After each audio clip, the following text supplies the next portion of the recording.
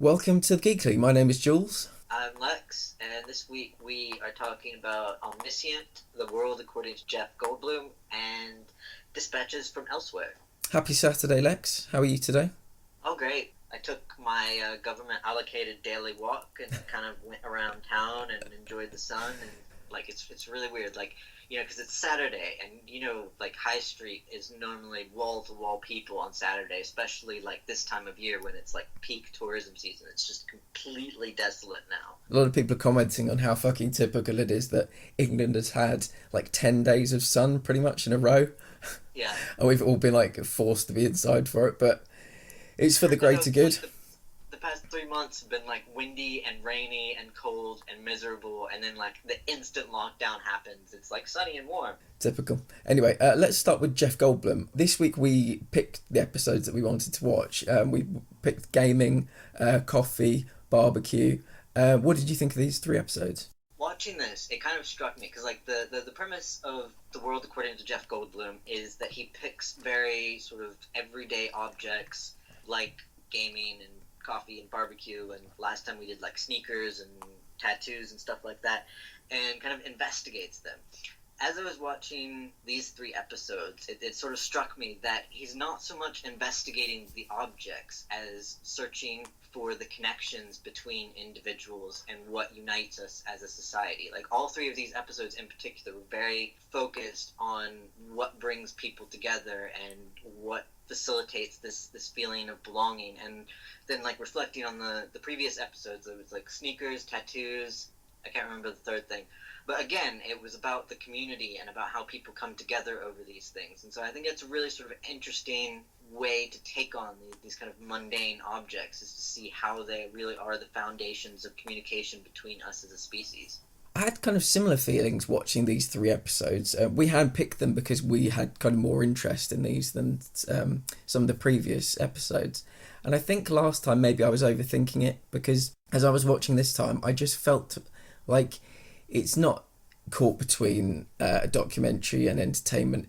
It's not trying to inform me. I thought it was maybe, the world according to Jeff Goldblum. I thought maybe he was trying to take a deep dive into something, maybe inform us about something, but I don't think that's what it is. I think this is just an antidote for life. This is just a wholesome TV show. And he goes out and about engaging in fairly broad topics, but giving them the Jeff Goldblum eye. And like we said, he's got a very different take on the world. And I think you're right. It's about, it's going out and hearing stories. It's going out and listening to people's connections with these things. If you learn a little bit along the way, that's fine, but that's not the point. It's just about, particularly in the current climate, sometimes you just need something that's a bit light and a little bit fun and a little bit, like an antidote, really. And that's what this is. And I kind of enjoyed it more this time. I think obviously because it was some topics I was interested in, but I think, we do a podcast where we analyse things. And I think this just doesn't need to be analysed. It is what it is. And I enjoyed it a lot more this time. Yeah, I think too, he is the perfect host for the show. So I was talking to somebody else about it, and I said that if anybody else did this, it would feel reductive and boring and kind of patronizing. But he is so thrilled with the world and so thrilled with other people that it's really kind of magical just going on this journey with him. I think probably my favorite moment out of these 3 episodes was in the gaming one, because he was admitted he did not understand the gaming world at all, and it baffled him that people could sit for hours and play these games. And by the end of it, he was kind of won over and was like, I get it now. But the moment when he was doing the virtual reality thing as the tree, and he discovered that he had branches, he was so delighted by that. It was just it was really sort of heartwarming and endearing. Similarly to what I said last time, I think the show kind of lives and dies by how he connects with the people that he finds. And I think there were some really good ones and some really kind of awkward ones again. I liked when he was with the Pit Boys and they were kind of cooking, and they brought out these dinosaur steaks or dinosaur ribs or whatever they were. Oh God, the LARPing. I hated the LARPing. The most awkward people you could possibly put on camera to explain things. And good on him. He kind of committed and tried his best, but they were like the most uncharismatic individuals ever. Yeah. Yeah, I think some of the people he interviews are really kind of unprepared for the energy of Jeff Goldblum and the sort of whimsy that he brings with him, which is one of the reasons why I liked the YouTube woman, because she seemed to kind of match his energy. You know, she was really excited, she was really sort of chipper, she was enthusiastic, and I didn't feel that their interaction was really that awkward. In season 2, are there any topics that you would like him to cover? To be honest, I would watch anything that Jeff Goldblum is hosting. Like, I have really loved every single episode of this show. I'm quite happy with the format. You know, I have several favorite moments from each of the different episodes. So yeah, I mean, it's just kind of a win for me all around. So Omniscient is the story of someone called Nina. Her dad gets murdered, and she lives in a city where everybody has their own unique little drone. It's called the System. Everybody's monitored 24/7 with these little drones, and so if they do something wrong, the drone will alert the police, and someone will come and like arrest them or whatever needs to be done. And Nina's father was murdered. He was shot in the back, but the person who did the shooting didn't have one of these little drones. So something's gone wrong with the system. And the problem is everybody's drones just look at themselves. The drone, even though its owner was shot in the back, wouldn't turn around to see the assassin, which I always thought was a little bit strange. The autopsy comes back saying he died of natural causes, and so she knows, there's foul play. And so using the help from her friends, using the help from her brother, she intends to do this kind of crime heist caper to break in somewhere to get access to all drone footage. She hopes with the footage from that night she'll be able to solve her father's murder. And I thought it was very enjoyable, actually. This felt like, similarly to what I said when I watched the first series of The Witcher, this feels like a positive first step. They've built the world, they've done well. This is kind of 6 out of 10 territory, very watchable though. But I just hope in season 2 that they can expand on what they've started out with here and make it even better. So yeah, a really positive first step. What did you think of Omniscient season 1? It was really quite engaging, and I thought Nina was a really interesting character. She was very sort of understated. I enjoyed watching her kind of devolve from this very sort of controlled by the books sort of person to the moment where she stabbed the stake, and I started to actually believe that like she could kill this woman, and that she might kill this woman, which added a nice kind of bit of tension into it. I wish they would have made a bit more about the drones, because after a certain point it kind of felt like any other sort of heist movie. Like, initially there was some figuring out how to avoid the drones, but then it was kind of like once she solved that problem, we didn't really think about the drones again. So I would have liked a bit more of them. Obviously, they were tiny, and programming them in every sort of scene would have been similar to programming the demons in every scene of His Dark Materials. But yeah, it was kind of an interesting, techie sort of murder, mystery, conspiracy thing. I like the idea of the system, but it just seemed like it was quite a flawed system.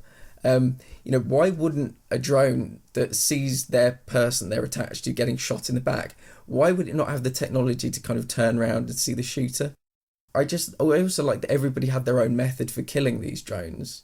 One guy talked about how, a friend of a friend would go into like the meat locker and the thing would freeze, and then he'd have like 5 minutes of free time, and she used like electromagnetic interference.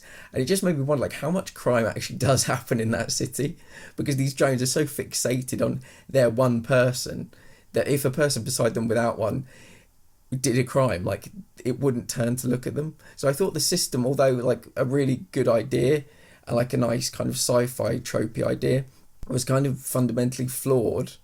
Well, I mean, yeah, the system was flawed, and that was kind of the point of the show, similar to like 1984 and other things like that, in terms of the fact that society has become uber reliant on this technological government system that is inherently flawed and doesn't actually protect the people the way it purports to. I mean, they essentially completely covered up the father's death and pretended that he died of natural causes, and there was no investigation.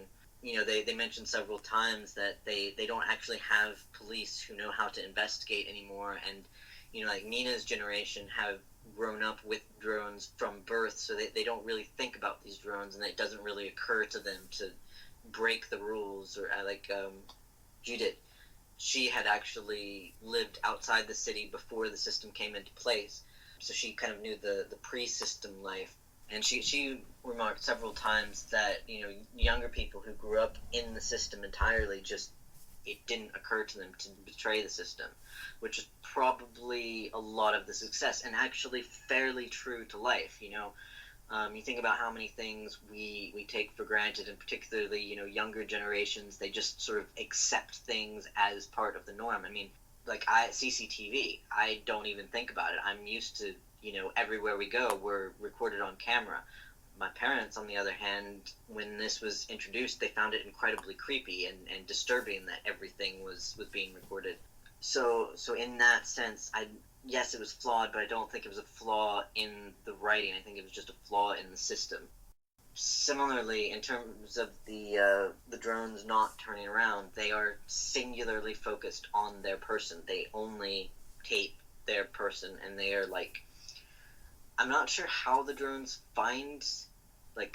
hone in on the person they're supposed to be monitoring, but it does seem like very specific. Like they scan for the person, and they don't really recognize other people as people. They're only recognizing this one single person. So, and the like AI in it isn't super intelligent. It doesn't have the capability of sentient thought. It's basically just a computer system that scans and reports back based on certain interactions. I mean, she fooled it by drilling a bunch of holes in her wall and hanging up picture frames and mimicking the actions she would use to get into the supercomputer. So they aren't overly intelligent drones. They're kind of basic technology. So let's talk about dispatches from elsewhere. Peter's kind of like a daydreamer. It started to rain, it's rained, and it stopped raining by the time he kind of comes out these daydreams. That's how he's the person we're kind of shown. Simone, again, really interesting character, really well fleshed out character. I felt alone. She's got this internal monologue that's kind of like raging the entire time, telling her how awful she is. She's like a kind of self-saboteur. And I found both of these characters incredibly relatable. I think this is a show that a lot of people might watch this and find these people very relatable, heading into that period of life where you're just kind of thinking, is there more out there? The phrase he said when he was with his therapist, that he was settling into the idea that this is life. I definitely felt that. Yeah. It's like, yeah, that's kind of where I'm at right now. I thought this was atmospheric. I thought it was haunting. I thought it was beautiful, delicious soundtrack. I found it quite wholesome, and I thought it just preached a lot of truth. And I think this TV show knows me better than I know myself, and it is telling me things that I needed to hear. I found it like terrifyingly relatable in a lot of points. What did you think? Well, several things. One, Jason Segel's mind is very weird. 2, we definitely need to watch The Institute. 3, I really wish I'd been living in San Francisco when this was going on, because I really want to play.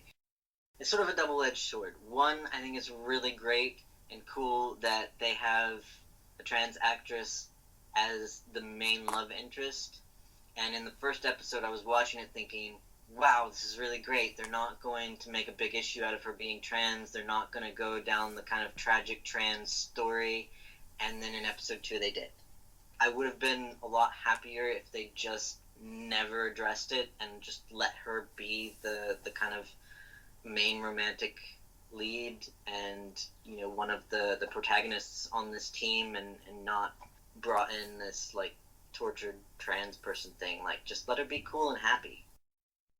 I like that it starts out with Peter is you and Simone is you, and I'm really excited that the next episode is Janice, which is Sally Field's character. I think it's a really effective way of introducing the characters to us. Like, this character is you if you did this, if this happened to you, if you thought this. It's an innovative way of introducing the character, and I love the kind of meta-narrative breaking the fourth wall thing. I mean, anytime that happens, I go kind of a little fanboy, but I think it works really well in this setup.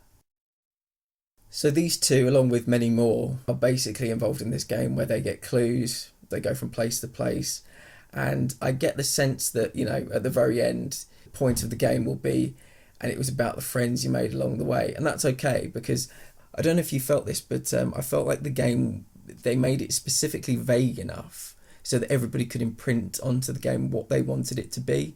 Peter's looking for something real. He that conversation that he had with Richard E. Grant, where he was saying, Peter, you are special, you are unique, and you know there is a place for you here. And so he wants to feel like there is more to life than his current 9 to 5. Initially, when everybody held their paddles up, I thought those are all the same color. And I thought it was going to be this kind of thing of like, you know, all of these people are your family and blah, blah, blah, blah, blah. But when they were going around actually comparing them, there was quite a bit of difference. I mean, they were all different shades of blue, but there was quite, like, some were very dark blue, some were very light blue. It was like kind of the whole spectrum of shades of blue. So yeah, it seemed very designed to create these like little teams of 4, these kind of like nuclear family units almost. Our little team that we're following, you have, you know, none of them have anything in common with each other. They all have like diametrically opposite viewpoints on the world. Janice is kind of naive and sheltered and a little bit maybe gullible. I don't know quite how to describe her, but she attaches herself to Fredwin like very quickly. She's like, he's my partner, and like she's standing there at the protest like screaming his name out like she's lost her child. Fredwin is, you know, like a conspiracy nut, like convinced that the government is monitoring all of their information and whatnot. When they're in the diner and Peter just kind of very quietly says, you know, what if it's real? I think that sort of encapsulated a feeling that we all have sometimes, where we just want to believe in something and we don't want to be jaded and cynical. We don't want to brush something off or you know, pretend it's a joke. We just want something kind of real and substantial to connect with. I felt that Simone had to view it as a game because she's not yet in a place in her life where she can accept something serious or something meaningful, that she's still kind of afraid of embracing a deeper meaning. And, you know, hopefully, or what I would like to see for her through this series is that she kind of grows and matures and allows herself to have that deeper connection that she's not letting herself have at the moment. What did you make of Peter? Because I don't know, I got the impression that he was, and I'm saying this as someone that probably is as well, I think he's on the spectrum, and I just felt he was a really engaging character as well. I think he was very literal. He worked in definites, but I just felt that the chemistry between them, I just found them absolutely adorable, and I just thought their particular neuroses kind of clicked together well. I don't know if that's a weird thing to say. No, I mean, I completely agree. I think they can improve each other with their various neuroses. Like she's kind of adventurous and thinks outside the box, and is a little bit impulsive and like you know, at one point her voice says, you know, here goes Simone making a fool of herself again. And like when she was talking to her grandmother, and she said, you know, when I'm on my own, I feel like I can do this people thing, and I know how, or I can do this life thing, and I know how it works, and I've got a handle on it. And then you throw another person into the mix, and it all goes to hell in a handbasket. And I definitely identify with that as well. Peter, I thought he was kind of a bit clueless, a little bit innocent. I mean, when he was walking around cradling the fish in his arms, I just kind of wanted to give him a hug. Normally, I'm kind of very resistant to when there's a male and female lead in a show, them hooking up, and because a lot of times it feels very forced and like they're just doing it to have the romance narrative. But I really feel like these two people can benefit each other in a very meaningful way. I feel like they see each other. I just think that's really important for people, just to understand other people, to respect other people, and to try and bring out the best in them, because it's a world where that doesn't really happen a great deal. I just thought I just really liked them together, and I think, you know, we watch a lot of kind of things like the Arrowverse, and you know, every season Kara will meet this guy in episode 1 and we're just like, oh god, here we go again. There's this moment where he sees Simone in the distance and this music starts playing, and I just at that moment I just felt like warm and tingly all over, and I just wanted the best for these two people. They've both been, they're not living their best lives, and I think together they can help each other kind of live a far greater life. One of the big themes about this is not being isolated, and I think, like you said, they're polar opposites. And when he ran away from the guy, when he raised his voice, and Simone when the guy kind of went and she picked up the glasses and she looked at him, she went, you're really good, breaking the fourth wall, acknowledging that he's probably just this improv actor that the Jejune Foundation have found from somewhere. I just think they're absolutely adorable, and I will be watching their relationship blossom, hopefully, over the course of this season, and I'm desperate to watch more. Were there any moments in this TV show that particularly stuck out for you? Well, like I've mentioned a few of them. I quoted one part on our Twitter promo yesterday because, again, it was just a line that I was like, yes, I feel that. It was when they were first in the shop, when Simone and Peter first met, and she's like, is there anything here you want to get before we leave? And he's just kind of walking around looking at everything, and he says, there are many things in this place that are new to me, and I want to touch them. Yeah. It's just a yes, I feel that.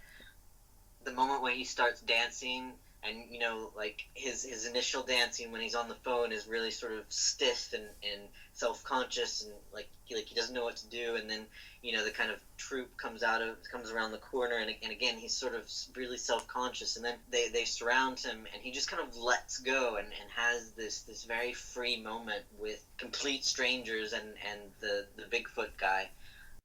Watching him come out of himself, and I think, you know, Jason Segel does it perfectly. You don't often see him in these like very dramatic roles, but he's completely got that balance of, you know, this introverted, isolated person who desperately wants to break out of that but has no idea how, and is just kind of searching for a way to connect with anyone in any way.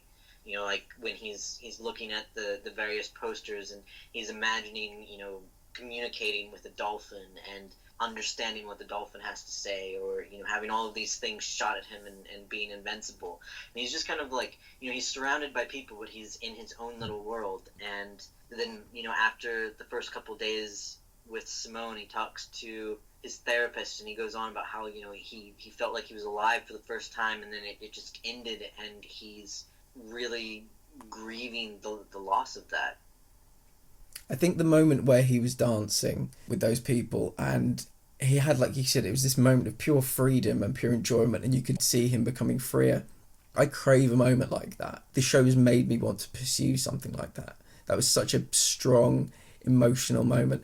And again, it was funny because I think Richard E. Grant is like, the joke at the end of it is going to be he's everybody. Yeah, he's everybody. But when he's got Peter on the phone, he's like, dance, you lanky son of a bitch. I was just like crying with laughter. It was just such a funny, like, surreal moment. Another one of the moments I enjoyed the most was when Peter was having his, like, the first meeting with the Jejune Society, or the Jejune, what are they called? The Jejune Institute, yeah. And when he was talking again to Richard E. Grant as a different person, and when he started to cry, because he had these, you know, this affirmation, this acceptance. He was being given these kind of positive vibes and positive words. As much as I like the dancing one, this was as powerful, I think. And I think it's going to be really enjoyable watching Peter kind of break down these barriers and come out of himself. Another moment I really liked was the megaphone moment. Yeah, that was a great moment. It was a nice twist on the you know, the kind of trope of romantic couples in film and TV, where, you know, one of them makes this huge, grandiose public declaration of love. And I mean, it was kind of this inadvertently hugely public declaration, but it was kind of not a declaration of love. It was sort of a declaration of I really like you and I really like what we're doing, but I'm scared shitless, so please be patient with me. Yeah, and then he offered her this like hearty handshake at the end of it, which I thought Yeah. was so on brand for him. And the thing I really got a sense that I don't think she would have been able to do that if she hadn't danced in the rain. Like we're seeing progression, and it just makes me so like thrilled for these people. I just I wonder what they're going to do in the next episode and the next episode and the next episode as they kind of grow and come out of their shells. And that's, like I said, repeating myself, but that's such a really positive message. These are lessons that a lot of people could learn from, and I just hope this message is getting out to the right people and people are watching this TV show. It was kind of, I only knew about it because I saw Jason Segel talk about it on Colbert. He talked about the fact that he'd actually done the game when it was running, and he just felt like it was a story that he desperately needed to tell. What did you make of the moment? Again, I thought it was a really beautiful moment between them, and there was this kind of moment where, oh God, which way is this going to go? When Simone took the batteries to his place of work, and when he looked at her and he said, "Oh, I'm embarrassed," you almost saw like her heart break through her facial expressions until he said, "I'm embarrassed for you to see me this way. This is my work. It's so boring." I don't know how contrived maybe you thought it was. It was potentially I thought it was a really great sort of descriptor of their relationship, because he is totally enamored with her.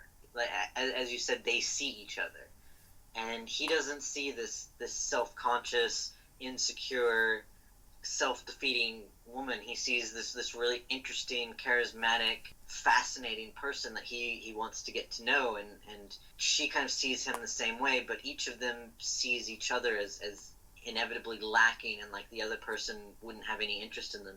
And that kind of exchange between the two of them, where he was just kind of like, my job is so boring, I don't want you to know that I do this for a living. And her realization that he wasn't actually ashamed of her. Yeah, it was a really cute moment between the two of them. Yeah, it just told me everything I needed to know about Peter in that moment. I'm really enjoying this TV show. I'd like to continue watching it for the podcast. It feels like the game with Michael Douglas, if it was directed by maybe Wes Anderson or something. It's just, I find it really heartwarming, really wholesome. I think at the end of the day, it'll be about the journey rather than the destination. And I think everybody's going to get out of it what they want to get out of it. That's the kind of beauty of how vague and open it is. Really aesthetically beautiful and a great score. And I'm desperate to watch more. Yeah, I think it's a great show, and I'm looking forward to seeing the rest of it. Great, well, we'll be back. We're not sure when we're going to be back. We're going kind of 2 a week at the moment, so we'll be back hopefully very soon. Thanks for tuning in. See ya. See ya.